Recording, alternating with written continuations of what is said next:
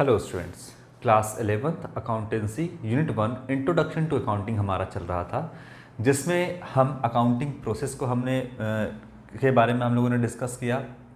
इसके बाद हमने डेफिनेशन देखा, हमने कैरेक्टरिस्टिक देखा और आज हम ऑब्जेक्टिव देखेंगे अकाउंटिंग का। तो अकाउंटिंग प्रोसेस जो मैंने आपको बताया था वहीं से तमाम चीज़ें आपकी निकल करके आएंगी, चाहे आपका डेफिनेशन हो, कैरेक्टरिस्टिक हो, ऑब्जेक्टिव हो, फंक्शन हो, जो चीज़ भी आपका है सारा अगर आप अकाउंटिंग प्रोसेस को समझ लोगे तो सारी बातें आपको समझ में आ जाएंगी। ले दे करके कहीं ना कहीं चीज़ों को रिपीट करता है, एक ही चीज़ को बार बार घुमा रहा है, लेकिन आपको चूँकि पढ़ना है तो सारी चीज़ों को हमको डिस्कस करना होगा। तो अकाउंटिंग प्रोसेस आपको याद होना चाहिए कि क्या प्रोसेस है अकाउंटिंग का। तो सबसे पहले हम लोगों ने बात किया था कि बिजनेस स्टार्ट किया गया। बिजनेस के बाद इस बिजनेस में फाइनेंशियल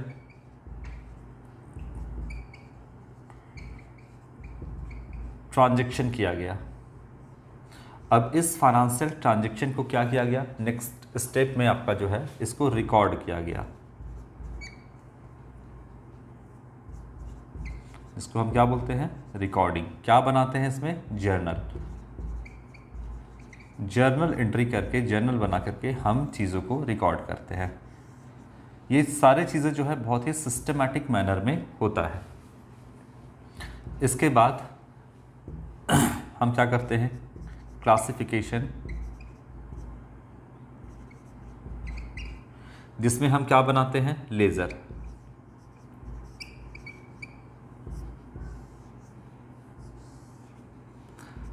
लेजर क्लासिफिकेशन हो गया। इसके बाद समराइजेशन, जिसमें हम क्या बनाते हैं, ट्रायल बैलेंस। अब बार बार लिखेंगे नहीं हम, ट्रायल बैलेंस बनाते हैं। एंड यहाँ पे हम क्या बनाते हैं, trading and profit and loss account. तो बस हम इतना लिख देते हैं यहाँ पे, प्रॉफिट एंड लॉस अकाउंट, और इसमें बनाते हैं हम बैलेंस शीट। इतना सा आप समझ जाना, trial balance and profit and loss account and balance sheet, ये हम बनाते हैं। इसके बाद समराइजेशन के बाद एनालिसिस एंड इंटरप्रिटेशन,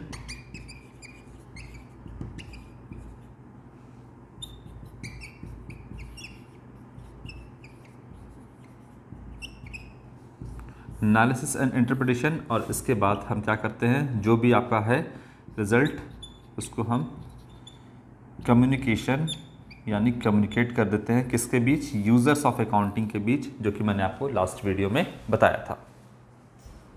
ये आपका अकाउंटिंग प्रोसेस है। अब देखिए, इसी से हम सारा ऑब्जेक्टिव भी समझेंगे।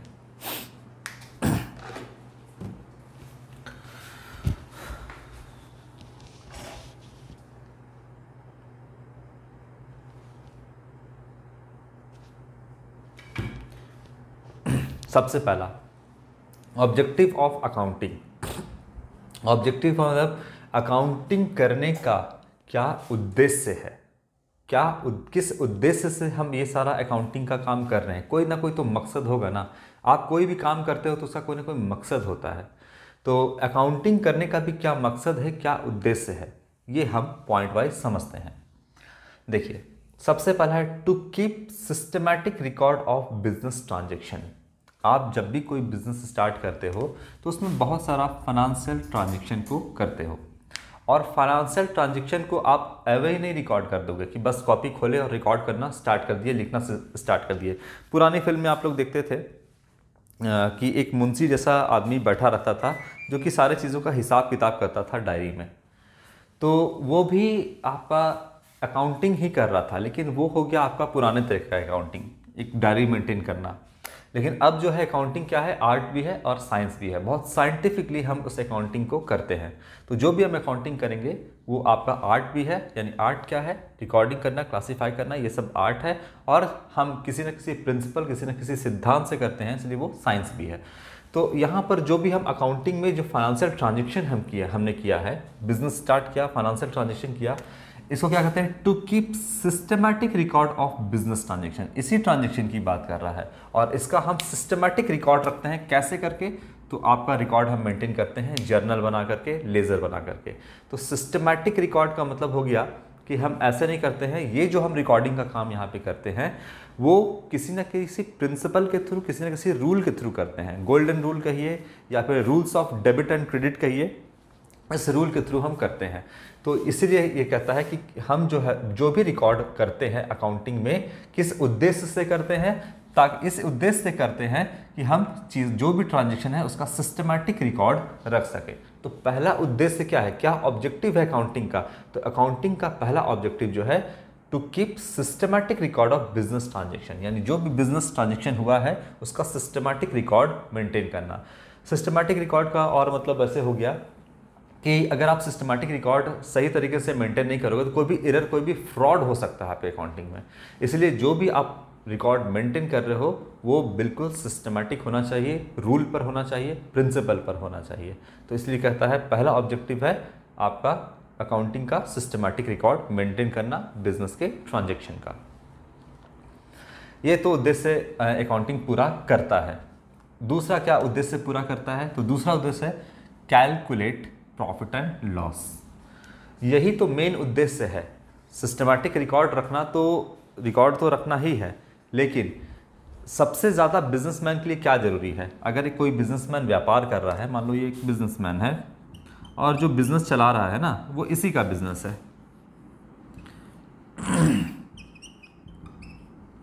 ये जो बिजनेसमैन है ये इसका बिजनेस है और ये ऑनर है बिजनेस का, ठीक है, ये बिजनेस का ऑनर है।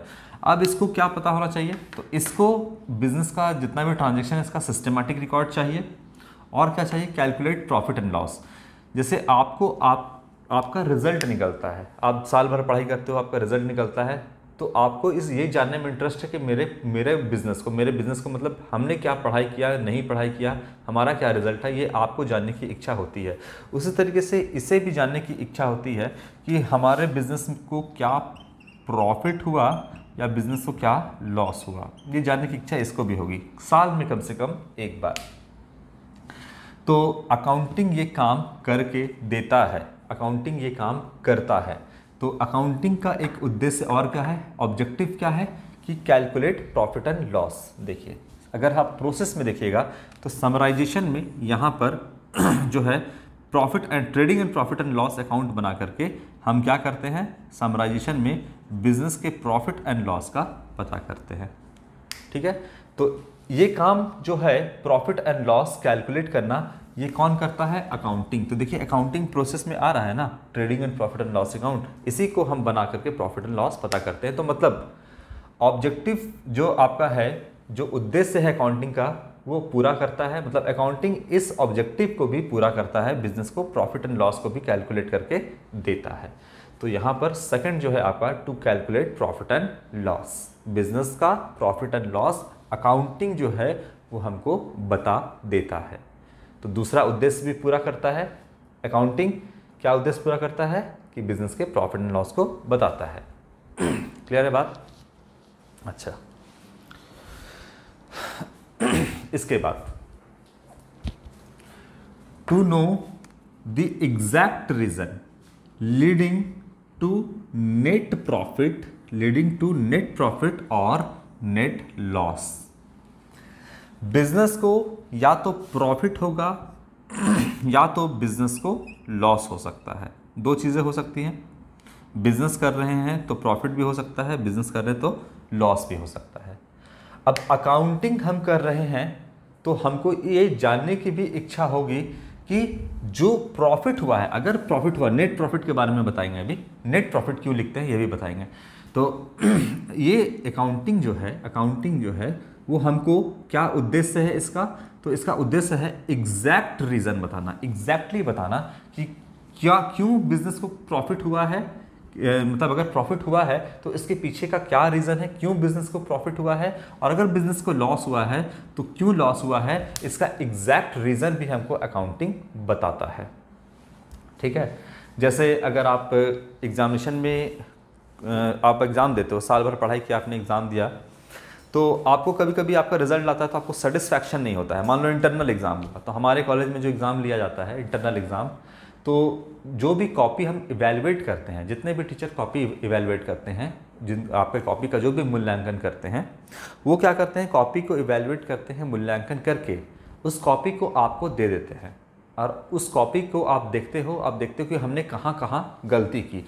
तब आपको एग्जैक्ट रीज़न पता चलता है कि हमने कहाँ पर गलती किया और क्यों मेरा नंबर कट गया। सिंपल सी बात, अगर आप समझो कि आप एग्जामिनेशन दिया, आपके कॉपी को इवेलुएट किया टीचर ने और आपको कॉपी को दे दिया।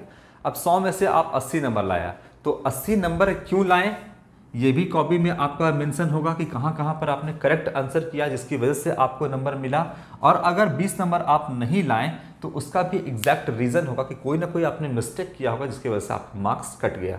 तो यहाँ पर आपको एग्जैक्ट रीज़न पता चलता है कि 80 नंबर क्यों आया, 20 नंबर क्यों नहीं आया। उसी तरीके से अकाउंटिंग का भी उद्देश्य क्या है कि एग्जैक्ट रीज़न बताना कि भाई हमको प्रॉफिट क्यों हुआ है या हमको लॉस क्यों हुआ है। अगर ये नहीं बता पाता है अकाउंटिंग तो फिर क्या फ़ायदा है अकाउंटिंग करने का, है ना, क्या फ़ायदा है अकाउंटिंग करने का। अगर ये नहीं बता पाता है तो हमको एग्जैक्ट रीज़न चाहिए। आपको हम बोल दिए कि जाइए आपका 80 नंबर आया, आप कैसे भरोसा करोगे। आपको हम बोल दिए कि आपका 70 मार्क्स है, आप कैसे भरोसा करोगे। तो आपको एग्जैक्ट रीज़न जानने के लिए आपको कॉपी को देखना होगा कि हमने कहाँ कहाँ मिस्टेक किया है। इंटरनल एग्जाम में हम कहते हैं, एक्सटर्नल एग्जाम में अगर आप देखना चाहोगे तो फिर उसके लिए प्रोसेस है। चलो, तो एग्जैक्ट रीज़न यहाँ पर क्या है, नेट प्रॉफिट और नेट लॉस, ये आपको अकाउंटिंग बताता है। क्यों बताता है, क्योंकि हम सिस्टमैटिक वे में बिजनेस के ट्रांजैक्शन को रिकॉर्ड करते हैं। अगर हम सिस्टमैटिक मैनर में अगर बिजनेस के ट्रांजैक्शन को रिकॉर्ड नहीं करेंगे तो हम कभी भी अपने नेट प्रॉफिट और नेट लॉस के एग्जैक्ट रीज़न को नहीं जान पाएंगे। ठीक है, अब नेट प्रॉफिट क्यों लिखता है, देखिए नेट प्रॉफिट का मतलब अभी हम आपको शॉर्ट में समझाएंगे। जब trading and profit and loss account बनाएंगे तब वहां पर आपको एग्जैक्टली नेट प्रॉफिट का मतलब पता चलेगा। ये बिजनेसमैन है और ये इसका बिजनेस है।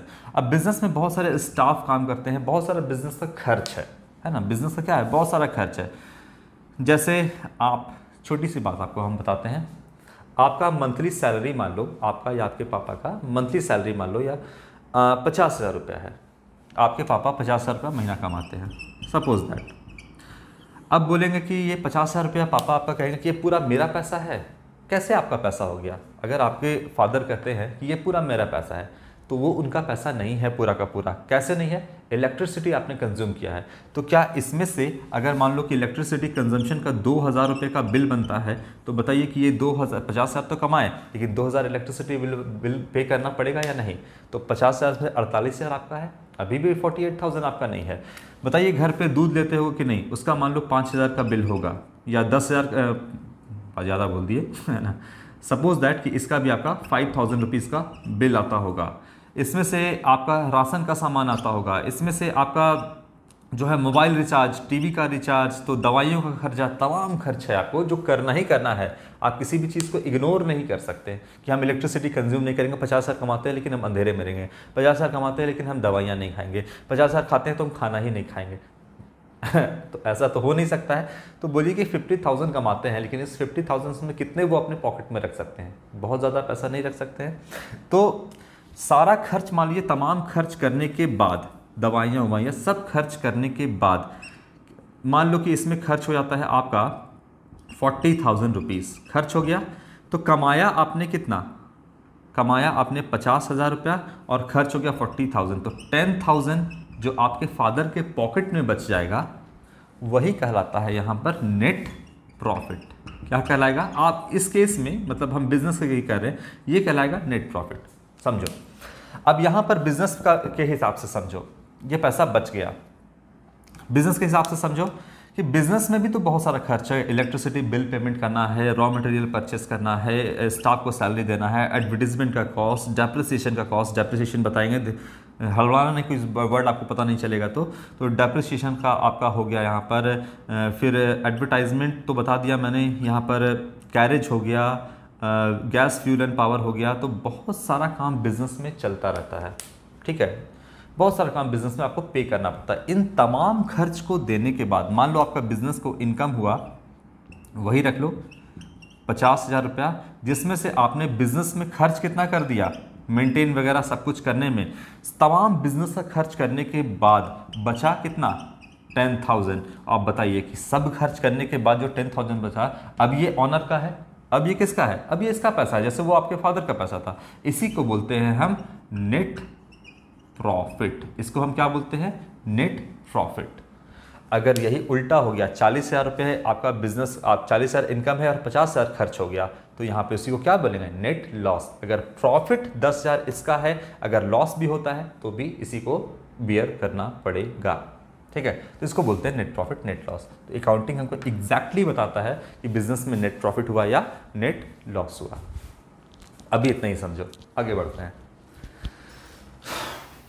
आगे क्या है, बोलता है to ascertain the financial position of the business. अब असर्टेन करता है क्या, अकाउंटिंग बिजनेस के फाइनेंशियल पोजीशन को। देखो फाइनेंशियल पोजीशन कहाँ पर है, यहाँ पे समराइजेशन में प्रॉफिट एंड लॉस अकाउंट बनाते हैं जिससे बिजनेस के प्रॉफिट एंड लॉस को पता चलता है। और बिजनेस में हम क्या बनाते हैं, बैलेंस शीट। बैलेंस शीट बनाते तो हमको बिजनेस के फाइनेंशियल पोजीशन का पता चलता है। क्या होता है फाइनेंशियल पोजीशन, इसको थोड़ा समझते हैं। देखिए फाइनेंशियल पोजीशन जो है हम बैलेंस शीट बना करके पता करते हैं कि बिजनेस में अभी कितना एसेट है और कितना लायबिलिटी है। इसके लिए हम बनाते हैं बैलेंस शीट। क्या बनाते हैं, बैलेंस शीट बनाते हैं, जिसमें एक साइड हम लिखते हैं कि बिजनेस का कितना एसेट है और दूसरे साइड हम लिखते हैं बिजनेस का कितना लायबिलिटीज़ है, यानी बिजनेस को कितना पैसा देना है और बिजनेस के पास टोटल कितना एसेट है। ये हम बैलेंस शीट बनाते हैं।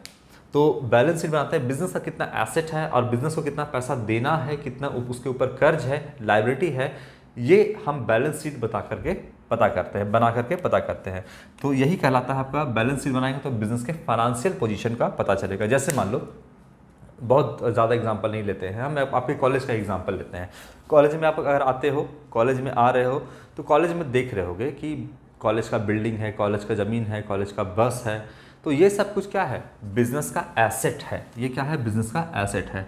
इसके बाद बिजनेस का बहुत सारा लायबिलिटी भी है। हो सकता है कि ये सारा एसेट जो हमने परचेस किया है वो बैंक से लोन लेकर के परचेस किया होगा, किसी थर्ड पार्टी से उधार लेके परचेस किया होगा, कुछ अपना भी पैसा लगा होगा। तो ये बिजनेस को जो बाहर वाले को चुकाना है वो क्या है, लायबिलिटी है। तो बैलेंस शीट जब हम बनाते हैं तो पता चलता है कि मेरा कितना बिजनेस का एसेट है, मतलब मेरी ज़मीन कितनी की है, मेरा बिल्डिंग अभी कितना है, मेरा प्लांट एंड मशीनरी कितना है, ये तमाम चीज़ आपको पता चलेगा। और आपके ऊपर कितना लायबिलिटी है, ये सब कुछ आपको बैलेंस शीट बता करके पता चलेगा। तो इसी को हम बोलते हैं फाइनेंशियल पोजीशन पता करना, जो कि बैलेंस शीट बना करके पता चलता है। तो यही कहता है कि to ascertain the financial position of the business, accounting का उद्देश्य है क्या, अकाउंटिंग का ऑब्जेक्टिव यानी उद्देश्य क्या है, तो बिजनेस के फाइनेंशियल पोजीशन को बताना अकाउंटिंग का उद्देश्य है, एक आपका ऑब्जेक्टिव है। क्लियर है बात, आगे बढ़ते हैं। To ascertain the progress of the business from year to year. अब आप समझो ऐसे बात को कि आप जो है इसको हटा देते हैं, थोड़ा सा साफ सुथरा रखते हैं।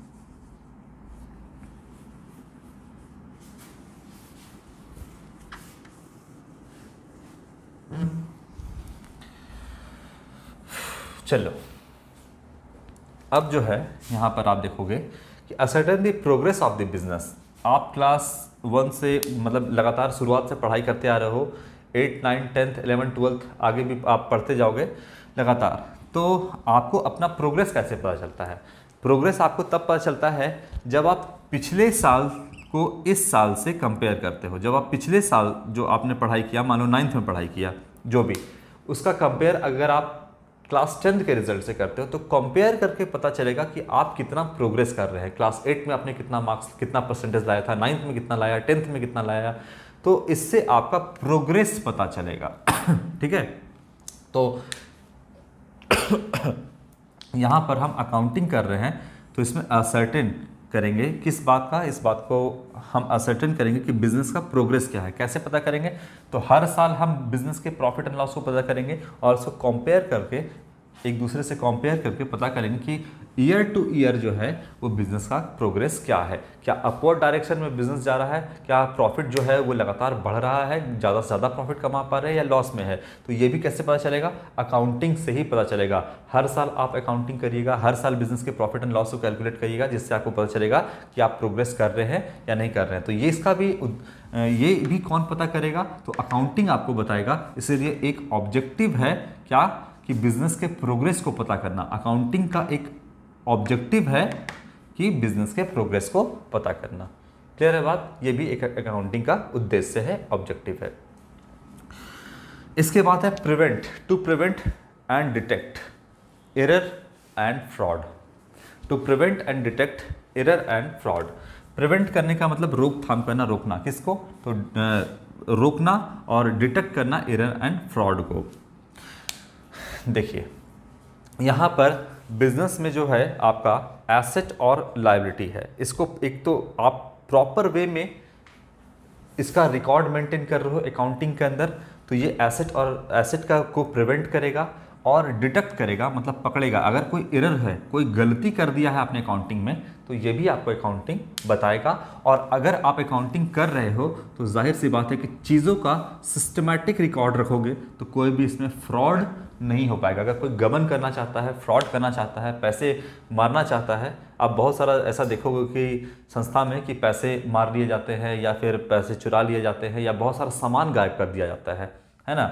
सामान आया, उसमें से कुछ सामान हटा दिया गया। कुछ एम्प्लॉयज़ या कुछ वर्कर ऐसे होते हैं जो ऐसा करते हैं।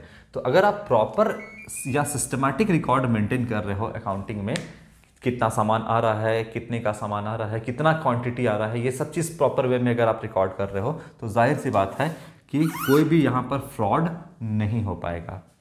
क्लियर है बात। आगे, provide information to various party, communication, users of accounting. Last video में मैंने बताया था कि अकाउंटिंग क्या करता है कि वेरियस पार्टी को इंफॉर्मेशन देता है। वेरियस पार्टी में हमने आपको बताया था users of accounting, users of accounting.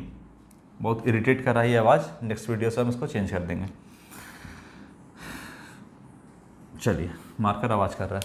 तो इन्फॉर्मेशन किसको दे रहा है, अकाउंटिंग इन्फॉर्मेशन। देखिए ये अकाउंटिंग प्रोसेस है, और कम्युनिकेशन मतलब यूजर्स ऑफ अकाउंटिंग को इन्फॉर्मेशन दे रहा है अकाउंटिंग कि हम क्या प्रॉफिट कमाते हैं, क्या लॉस है, और हमारे बिजनेस का क्या फाइनेंशियल पोजीशन है, ताकि जो इंटरेस्टेड पार्टी हैं, इंटरेस्टेड पार्टी जो है वो आपके कौन हो गए पार्टीज़ में, internal user, external user. Internal में आपके हो गए owner, management and employees and worker, और एक्सटर्नल में हो गया आपका बैंक, फाइनेंशियल इंस्टीट्यूशन जो है, क्रेडिटर हो गए आपके, इन्वेस्टर हो गए, ये सारे।